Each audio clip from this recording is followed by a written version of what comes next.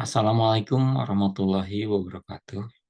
Salam sejahtera bagi kita semua. Perkenalkan, nama saya Asep Gunawan dari Pascasarjana Teknik Sipil Universitas Sangga Buana.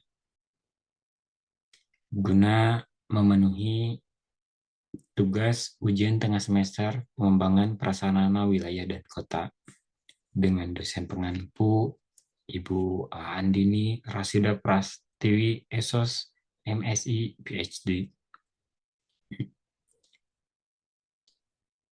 Pada kesempatan ini saya akan menyampaikan beberapa topik, diantaranya pengantar pengembangan prasarana wilayah dan kota, kemudian drainase wilayah dan kota, pengelolaan prasarana wilayah dan kota, infrastruktur air bersih, juga review jurnal dari akademik, dan kesan terhadap proses pembelajaran yang Ibu Andini sampaikan. Pengantar pengembangan prasarana wilayah dan kota.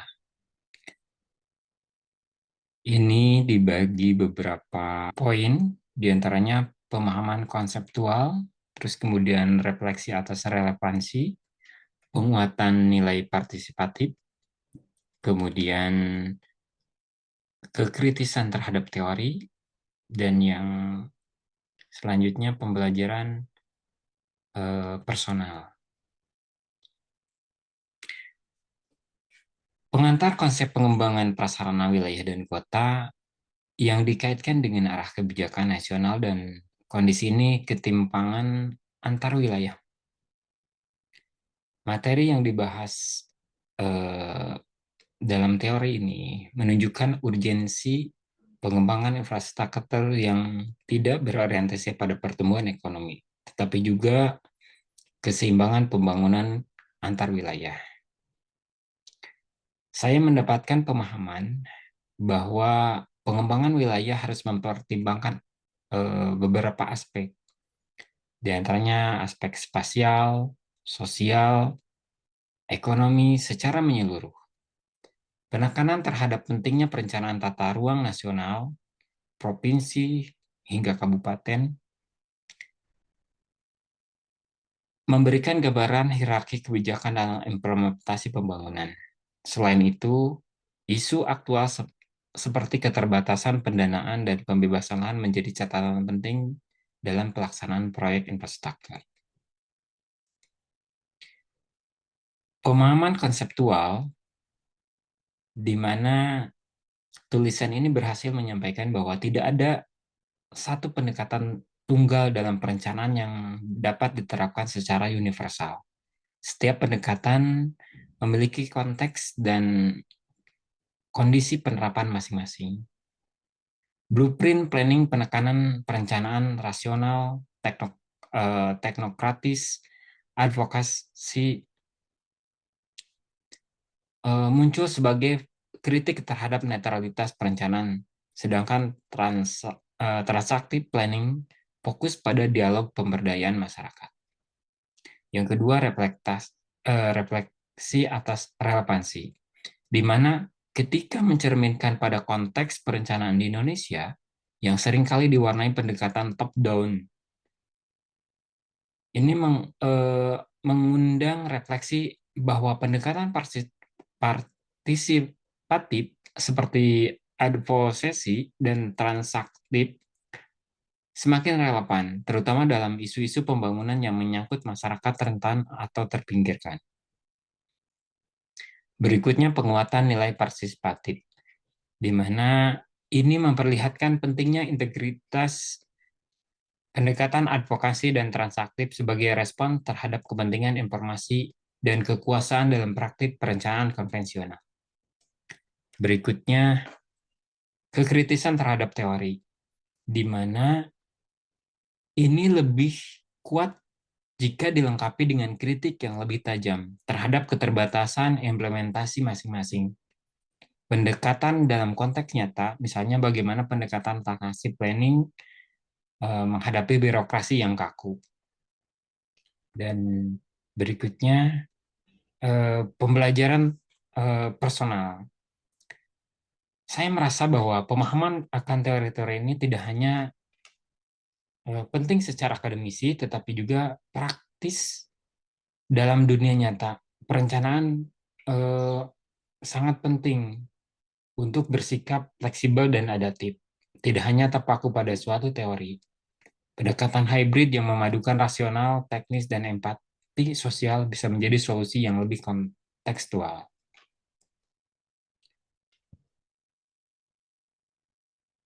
Berikutnya, drainase wilayah dan kota. Relevansi konseptual eh, teoritis, pendekatan sustainable drainase atau sistem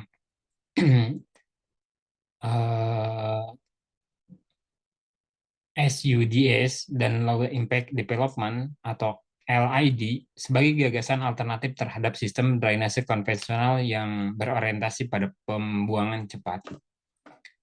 Kemudian refleksi praktis dan kontekstual, di mana menggunakan teknologi seperti EPA, SWMM, 5.1 yang digunakan dalam studi kasus menjadi poin reflektif yang berbasis teknologi. Pengolahan prasarana wilayah dan kota itu dibagi menjadi dua. Pertama, ketimpangan pembangunan infrastruktur antar wilayah. Yang kedua adalah pembangunan infrastruktur hijau. Ketimpangan pembangunan infrastruktur antar wilayah, salah satu hal yang patut mendapat perhatian adalah pembahasan mengenai ketimpangan pembangunan infrastruktur yang secara tidak langsung memperbesar disparitas ekonomi dan sosial. Yang kedua, pembangunan infrastruktur hijau. Pentingnya transisi menuju pembangunan infrastruktur hijau yang ramah lingkungan sebagai cermin dalam banyak studi kasus di kota-kota besar, di mana eh, pentingnya infrastruktur hijau itu dibangun guna menetralisir karbon yang berada di lingkungan.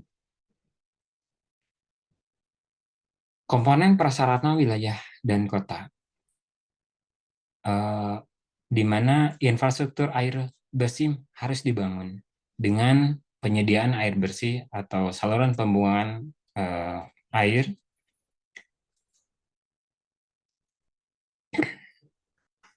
di mana penyediaan air bersih atau SPAM, infrastruktur air bersih sebagai bagian dari kebutuhan dasar, dan tantangan dalam penyediaan di Indonesia. Ini mencakup sumber air baku, konversi air, dampak kekeringan, hingga sistem penyediaan air bersih atau SPAM. Ada juga harus disediakan juga saluran pembuangan air limbah atau SPAL.